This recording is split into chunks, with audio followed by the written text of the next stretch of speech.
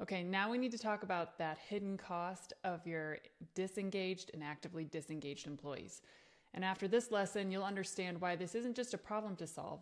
It's the main reason your business can't move forward, or why things feel stuck, or why your culture feels like yuck, and why the executive team seems like they keep trying to make business decisions and it keeps pushing the employees even further away from the mission and the purpose and what it's all for. So just plain and simple, disengagement is bad for business, like detrimental. 77% of the global workforce is disengaged, which has cost a total of $8.9 trillion in lost productivity last year alone. So when employees are not giving their best output, when they don't have a deep emotional connection to your business, they don't care. And it's not that they mean to not care, it's their reaction to what it's like to work at your company. There's weird barriers, like we talked about, that cause employees to not give their best. But when they're not operating at full capacity, and when they don't have a sense of belonging at your company and feeling like they want to give their all and they want the company to succeed, it drives your business into the ground, but it's quiet. A lot of executives will look at revenue and your customer growth or whatever it is you're selling, whatever industry you're in. They're going to look at the actual revenue metrics, the money metrics. But this is the silent killer that people aren't paying attention to. And in the surveys section, we're going to teach you how to layer on your employee sentiment, which is like, how are your employees feeling quarter after quarter, on top of the revenue metrics. But just know that disengagement is the reason businesses don't reach their full potential, or why they get stuck or stall out. And it spreads like mold growing in a home. And if you are a team of 1 or 2 or even 12, I guarantee you're still understaffed and you don't have time for this. It's like trying to scrape off the mold in a home that's like, imagine you were the parent and you still have to go grocery shopping and do the laundry, and maybe you go to work and take care of the kids and mow the lawn. Like, you don't have time to scrape mold off the walls 24/7. In this picture here, pretend this is you. Like, think about a day in your life, whether you're in people ops or HR or comms, you have so much other stuff to do. So the reactive approach is exhausting, excuse me, and it doesn't really even give you don't have enough time to really get to the root of what's wrong when things are just like wildly spinning out of control.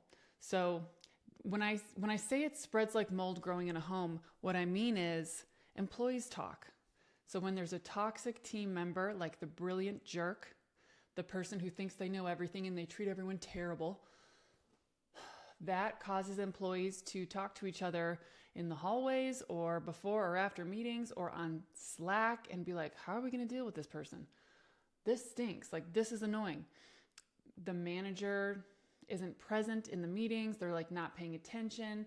They're asking for roundup updates and the meetings are just for the manager, or like the meetings just wander because the manager doesn't really know what they want. There's no sense of like, why are we all here and what value do we all bring? And are we being recognized for the great work that we do? Are we leaning into our strengths? Do people seem to care about us? When that isn't happening, people will talk about it because it's upsetting. That's that emotional connection I was saying. Disengagement and engagement is a very emotional, qualitative human measurement of emotion. So when employees are disengaged, they hold space for one another. And I'm sure you've done this too. If you've worked in HR your whole career, you maybe have always been used to being alone. But you know when you have to like pressure test when someone's a jerk to you or when something doesn't make sense and you need to go ask someone else who was in that meeting or on that project and be like, did you think this was weird too? And they go, oh yeah, that person's awful. Or, oh yeah, this project is a disaster. It's not you. You're not crazy. We need ironically, you can have employees bonding over their disengagement, which is not the type of connection you're trying to go for. And again, none of this is your fault, which takes me, I think, to my next point. Hopefully this is my next slide. Yeah, it's the managers that cause 70% of the disengagement.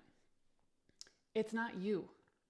When you get crazy, blow your hair back survey results, that are like, I hate it here. I don't understand what's expected of me. Like, I don't feel like I have a path to grow.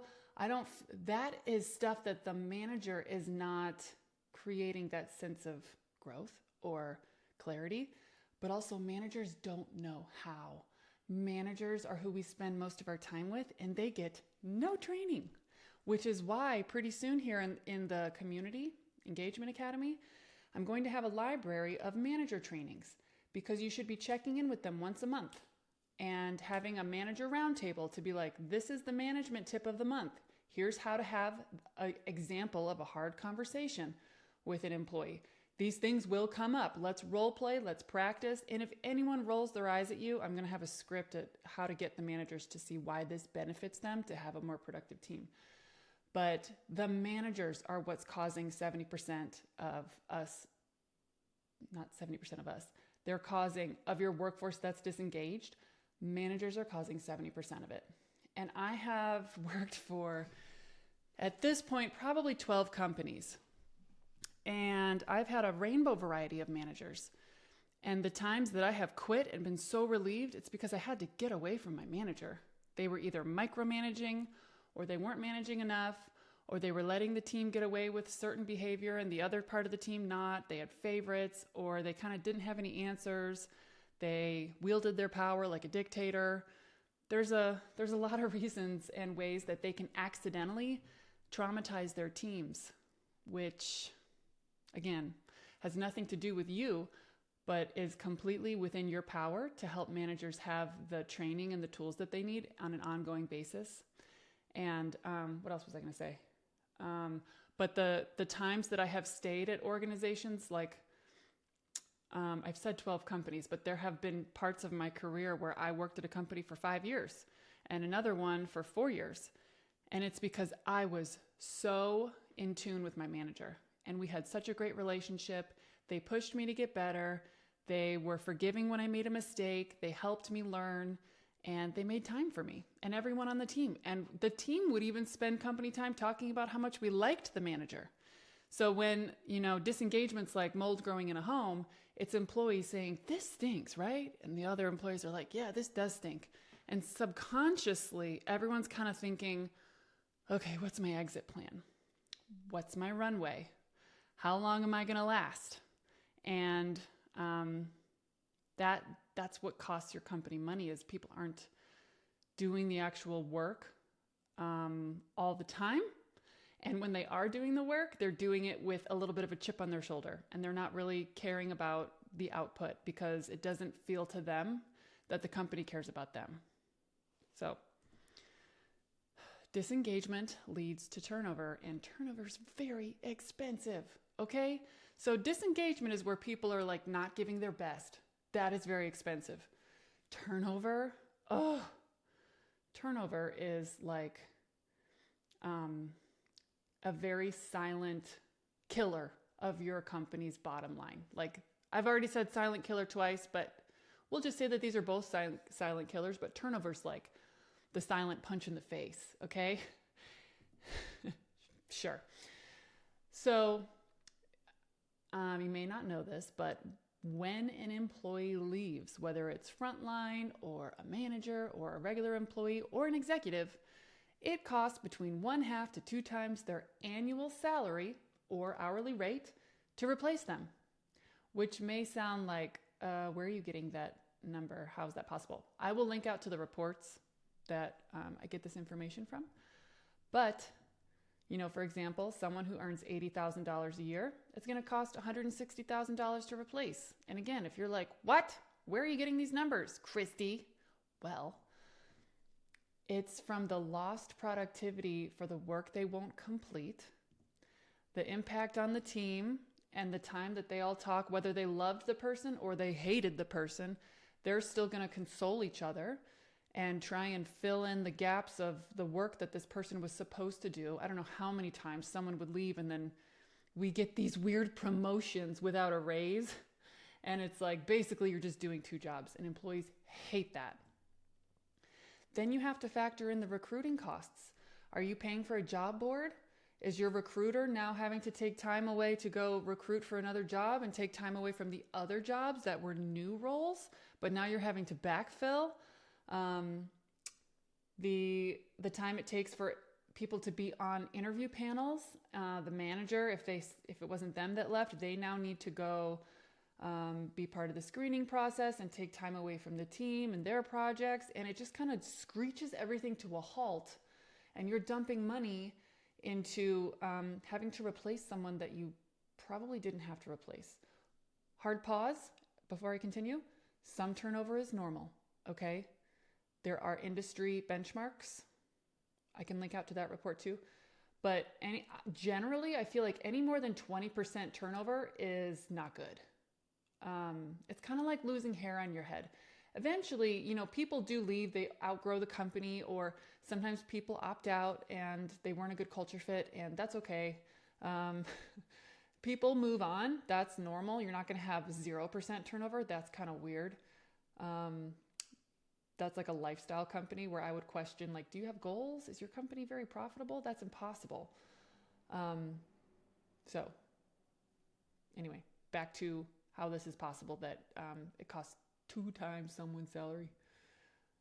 Again, the managers now shifted their focus on hiring, so they're not as present in the team meetings. They're not as present in the day-to-day. They're having to think about this filling of the role and making sure that they find the right person to fill in the shoes of someone who left. And then the onboarding to productivity time for a new hire. This is so important. Onboarding is not just like 1 or 2 days. It's not even 1 or 2 weeks. It takes on average 2 to 3 months for someone to be completely operating and feel like they have enough context to do the day-to-day. So you're paying someone's salary or hourly rate for weeks before they are like equipped and they know the people and they understand what they need to do, and they show up and they do it in a way that contributes to the team. And this isn't the new hire's fault. This is just the human brain and how long it takes to get up and running with a new environment, whether it's remote or not, a new team. Who are the people? We spend a lot of energy trying to figure out the personalities and how do we fit in and who's who and who do we talk to and who do we kind of leave alone. And we've got the introverts and the extroverts and the subject matter experts and the people who love to chitty chat. And like, that's all mental energy that we try to figure out, let alone what is your company selling? Who are your customers? What is the industry? What is the language and the acronyms? Oh my goodness. Learning how a company speaks takes a lot of energy. So it's not just like, oh, we lost this person, we got to backfill. Or, oh, Jeff left, he was a high performer, that stinks, we'll go find someone else. The knowledge loss from Jeff alone, like that impact on the team, like Jeff was the person who ran all of our marketing campaigns. They knew how our email automation tool worked. They knew all the tags that we use in our reporting. Oh my God, there's like a huge gap. Everyone's going to have to pull a little bit more of their own weight, and Jeff's, now that he's gone, to fill in the gaps, while we hopefully find someone who knows those basic things, but they're still going to take time, this new person, to get up and running. So I hope you can see, like, it's an emotional toll on the team, and it's also a quantitative, like the time it takes to even get someone ramped and dangerous in a good way. It costs a lot of money. So this is a good slide to explain to your executive if it's like, I think the next slide we're going to calculate turnover. But if you need to use your turnover rate to have a conversation with your executive team, which isn't like, hey, I'm so bad at my job, it's because you're not. It's, hey, we have a high turnover rate and this is very expensive for business. And you can give them all the smart reports I'm going to give you so that you can start having a conversation about, like, we need to send surveys. We need to be a very intentional people first culture, because that's the best path to revenue and growth. So if you want to calculate your turnover rate, it's as simple as the number of employees you have who left divided by the beginning plus the ending number of employees divided by 2 on the bottom. Okay, I'm going to stop reading this to you because I actually did terrible in math class. I'm just going to let you look at this, okay? This is how you calculate your turnover rate. Let me move my little face right here. This is a metric you should know quarter after quarter. You can also do your monthly turnover rate, depending on how many employees you have. You've got your annual, maybe your new hire turnover.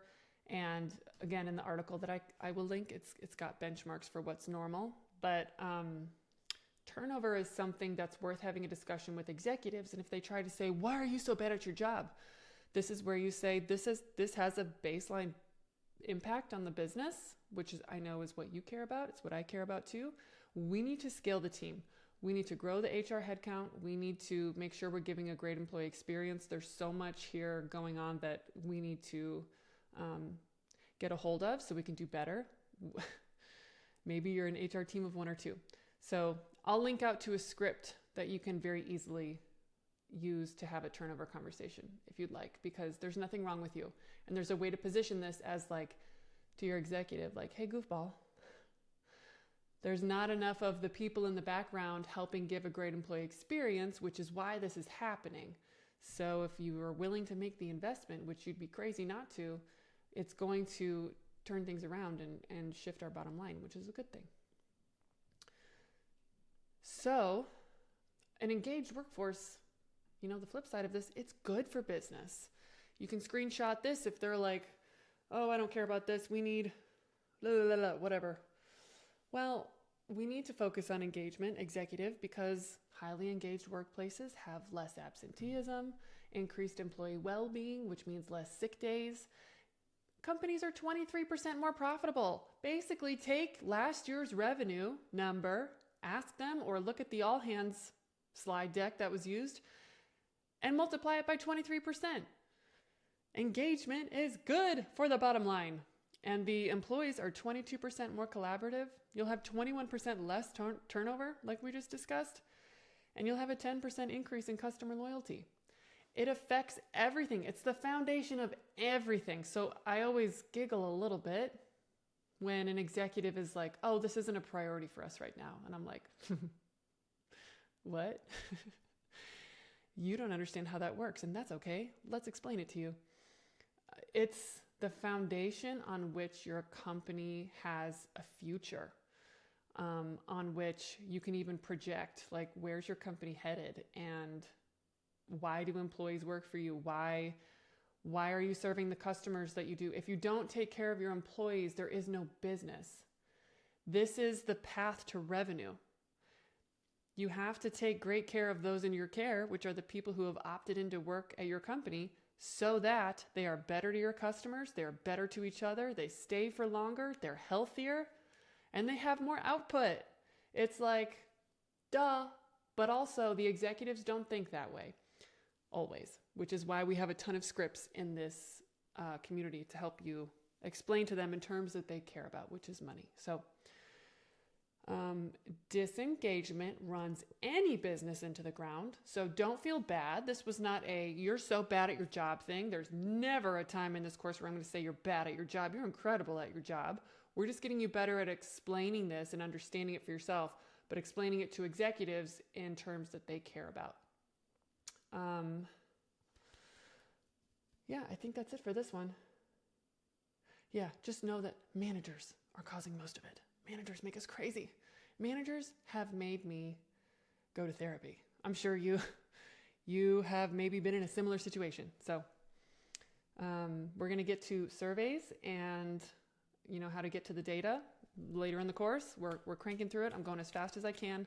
But for now, you should see how this is a big leak in your company's revenue bucket. And it's very avoidable with the right approach.